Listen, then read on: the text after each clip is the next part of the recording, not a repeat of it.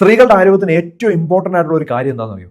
അത് വ്യായാമമാണ്. ഇപ്പോൾ വ്യായാമം എന്ന് പറയുമ്പോൾ പല സ്ത്രീകളും പറയുന്ന ഒരു കാര്യമാണ്, ഞാൻ അടുക്കളയിൽ ധാരാളം വർക്കൗട്ട് ചെയ്യുന്നുണ്ട്, അല്ലെങ്കിൽ ധാരാളം നടക്കുന്നുണ്ട്, അല്ലെങ്കിൽ ഞാൻ വീട്ടിൽ അങ്ങോട്ടും ഇങ്ങോട്ടും ഒത്തിരി നടക്കുന്നുണ്ട് കുട്ടികളെ മേയ്ക്കാനായിട്ട്.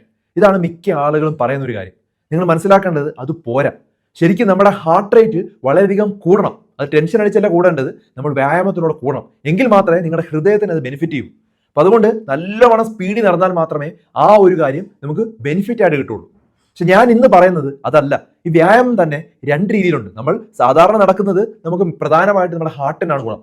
അതേ സമയത്ത് നമുക്ക് പ്രമേഹം ഉണ്ടാകാതിരിക്കണമെങ്കിലും വയറിന് ചുറ്റും വണ്ണം കുറയണമെങ്കിലും നമുക്ക് പ്രായമാകുന്ന സമയത്ത് ഇരുന്നേറ്റിട്ട് എഴുന്നേക്കണമെങ്കിലും സ്റ്റെപ്പ് കയറണമെങ്കിലും നമ്മുടെ മസിൽസ് സ്ട്രോങ് ആണ്. 30 വയസ്സ് കഴിയുമ്പോൾ തന്നെ ഓരോ വർഷവും നമ്മുടെ 1% ഓഫ് മസിൽ കുറഞ്ഞുകൊണ്ടിരിക്കുകയാണ്. 50 വയസ്സ് കഴിയുമ്പോൾ നമ്മുടെ സ്ത്രീകളിൽ ഈസ്ട്രജൻ എന്നുള്ള ഹോർമോൺ പൂർണ്ണമായിട്ടും ഇല്ലാതാവും. അപ്പോൾ നിങ്ങൾക്ക് എന്ത് പറ്റും? പെട്ടെന്ന് പല പ്രോബ്ലംസും ഉണ്ടാവും. ഹാർട്ട് അറ്റാക്കിലോട്ട് പോകും, വണ്ണം കൂടും, ഹോർമോണൽ ചേഞ്ചസ് ഉണ്ടാവും. ഇതിന്റെ ബുദ്ധിമുട്ട് തടയണമെങ്കിൽ നമ്മുടെ മസിൽസ് സ്ട്രോങ് ആവണം. വെയിറ്റ് എടുത്തിട്ടുള്ള സ്ട്രെങ്ത് ട്രെയിനിങ് എക്സസൈസ് തന്നെ നിർബന്ധമായിട്ടും സ്ത്രീകൾ ചെയ്തു തുടങ്ങണം. പണ്ടൊന്നും ഇത്രയധികം അറിവ് നമുക്ക് എല്ലാവർക്കും ഇല്ലായിരുന്നു. പക്ഷെ ഇപ്പോൾ ധാരാളം പഠനങ്ങളാണ് വന്നിരിക്കുന്നത്. കൃത്യമായിട്ടുള്ള വെയിറ്റ് എടുത്തിട്ടുള്ള വ്യായാമം സ്ത്രീകൾ ചെയ്തു കഴിഞ്ഞാൽ അവർക്ക് പ്രമേഹം തടയാനായിട്ട് പറ്റും, പൊണ്ണത്തടി തടയാനായിട്ട് പറ്റും, കൊളസ്ട്രോൾ തടയാനായിട്ട് പറ്റും, പല ആരോഗ്യ പ്രശ്നങ്ങളും തടയാനായിട്ട് പറ്റും. അപ്പോൾ അതുകൊണ്ട് തന്നെ 30 വയസ്സിന് മുമ്പ് തന്നെ പറ്റുമെങ്കിൽ വ്യായാമം ചെയ്തു തുടങ്ങുക, വെയിറ്റ് എടുത്തിട്ടുള്ള വ്യായാമം. അപ്പോൾ എന്തൊക്കെ വ്യായാമം ചെയ്യണമെന്ന് പല ആളുകളും ചോദിക്കും, അല്ലെങ്കിൽ ജിമ്മിൽ പോയി ഞാൻ എങ്ങനെ വ്യായാമം ചെയ്യുമെന്ന് പല ആളുകളും ചോദിക്കും.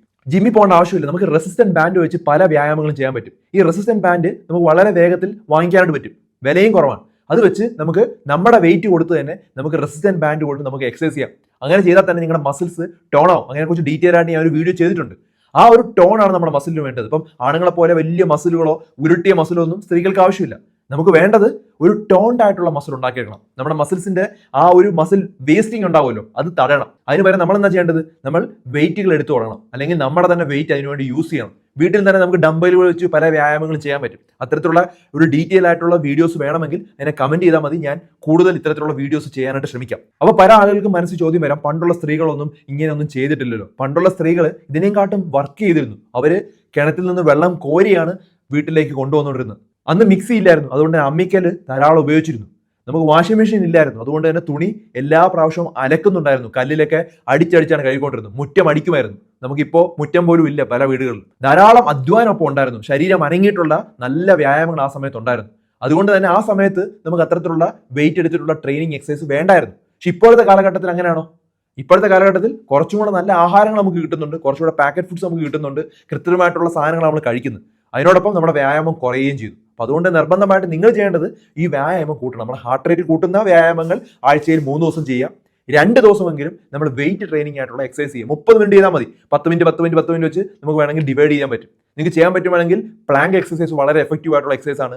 അതുപോലെ പുഷപ്പ് ചെയ്യാൻ പറ്റുവാണെങ്കിൽ പുഷപ്പ് നല്ല എക്സസൈസ് ആണ്. പുഷപ്പ് തന്നെ നമുക്ക് പല രീതിയിൽ ചെയ്യാം. മുട്ട് പൂർണ്ണമായിട്ടും ഉയർത്തി നമുക്ക് ചെയ്യാം പുഷപ്പ്. അതല്ലാതെ മുട്ട് താഴെ സപ്പോർട്ട് ചെയ്തുകൊണ്ട് നമുക്ക് പുഷപ്പ് ചെയ്യാം.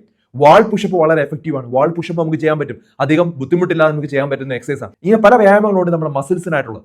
ഈ മസിൽസ് എന്തുകൊണ്ട് സ്ട്രോങ് ആക്കണം എന്നുള്ളതിന് വേറൊരു കാരണം കൂടെ പറയാം.